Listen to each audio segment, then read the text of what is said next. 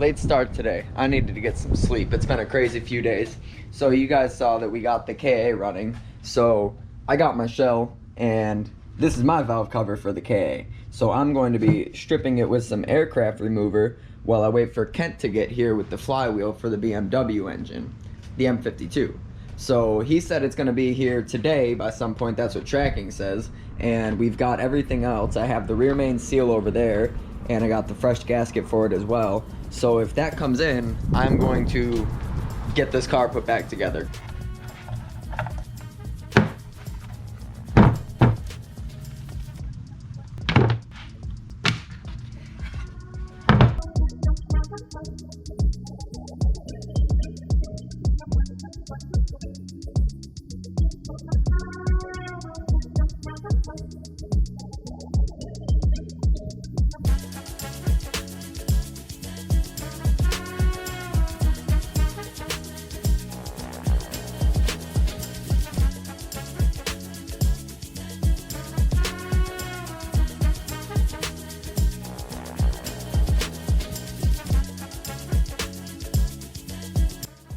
Well, this stuff is no joke. All done, bare metal.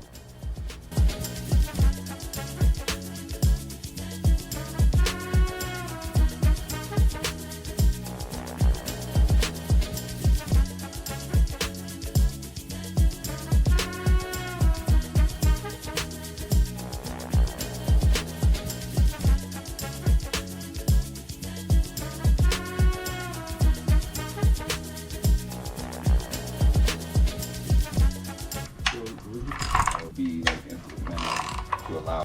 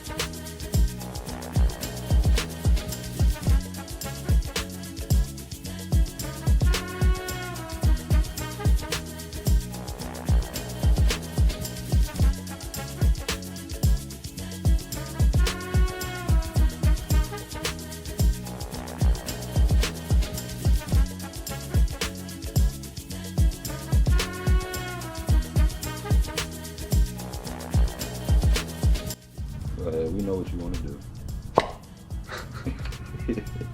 You know it.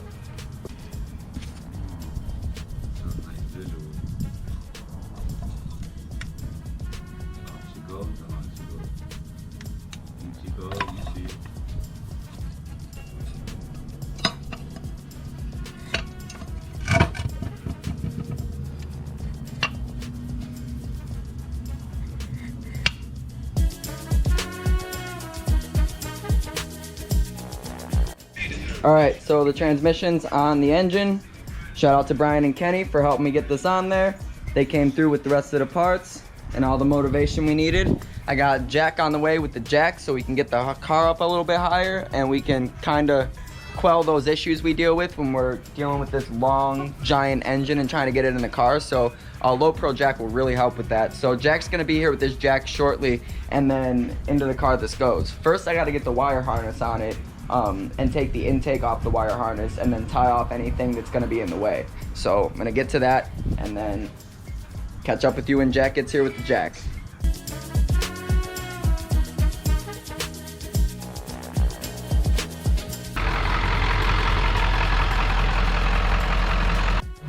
Alright, so Jack came by with the jack. Shout out to Jack for the jack. Now we got the jack, so that's good.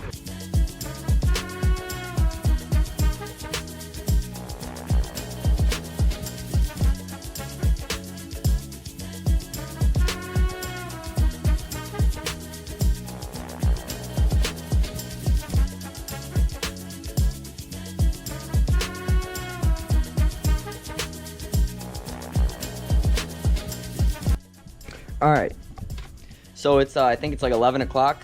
Kent and Bryant went home like an hour ago. Kent worked all day, and you know, he had to go home and take care of stuff because I don't think he even ate before he came over. So they were here until like 9:30, I think, or like quarter to 10. But I just got the engine in here finally. I realized that I had this mount on this side upside down and mounted on. So as soon as I pulled it off and flipped it, it made sense. So we're good there. Engine's in, just got to bolt it in. Tomorrow I'm going to work on the harness and just getting everything buckled back up. But it's in there, and that's what's important. That kind of took all day. Had I realized that it was upside down, it probably wouldn't have taken the extra 2 hours. But it is what it is. See you guys in the morning.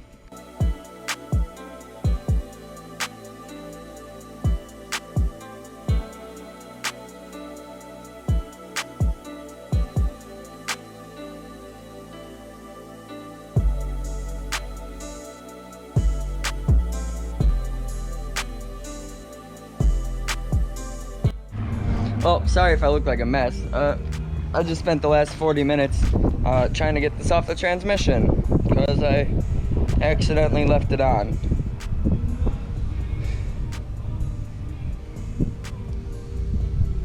I don't know, man. This is, wow. I don't know what to say. It's off now, and that's all that matters.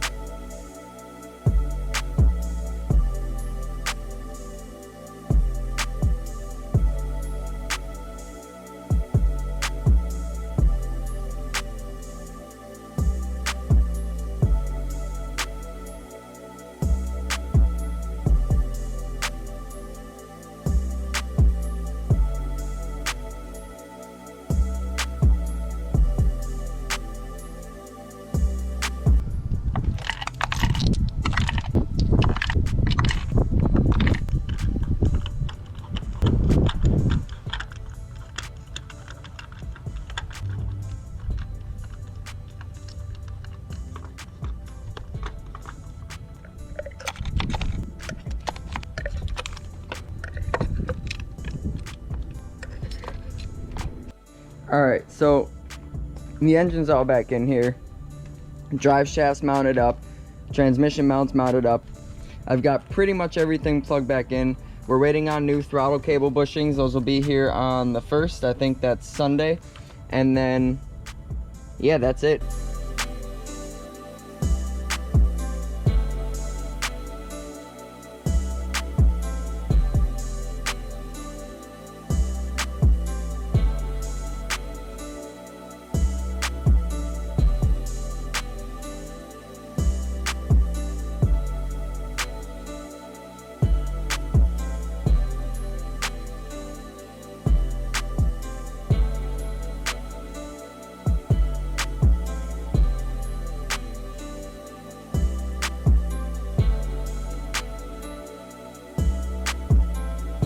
Alright, so I just got back from the auto store. I had to get my battery charged. I also have the battery for the BMW charging because that thing was dead. And it's very possible that the reason the starter isn't engaging is simply because the battery is just dead. It could be that dead. So I'm going to put my battery back in here and put on this new line that I got for the brake booster and see if it collapses or not. Because, oops. This is my old line right here, and this is a heater line, coolant line, so it's pretty flexible. It was basically caving in on itself when the pressure was being applied from the plenum. So this is a power steering line, and it's a lot tougher. So I'm gonna put this on and see what happens.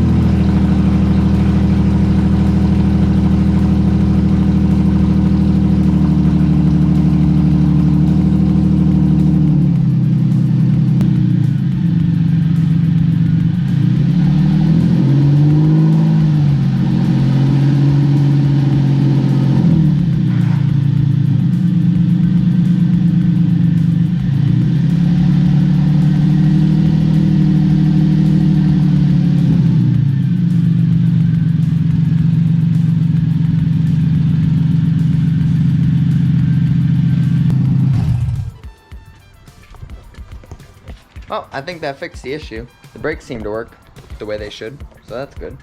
I still don't have power steering, so that is what it is. But yeah, that seemed to do the trick, so that's cool. Now I just gotta get that exhaust, and then I can actually take it for a drive. I mean, I don't have to get the exhaust, but I want to get the exhaust. Trust me, I want to drive it too, but whatever. In due time. Alright, so the BMW is gone. The MR2 is here. This is an 87 MR2 Mach 1. Mark 1, whatever it's called. We took the BMW over to our buddy's shop because I'm not too versed in German engineering, and even though I got the engine in, I do believe something might be hooked up incorrectly between the starter, the battery, and the alternator.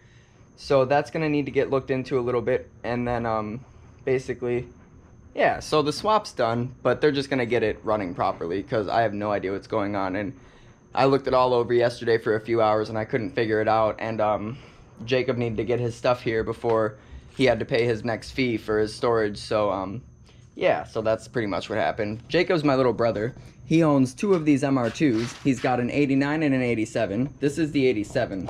This is an automatic. The engine is seized, and it was garage kept for like 15 years.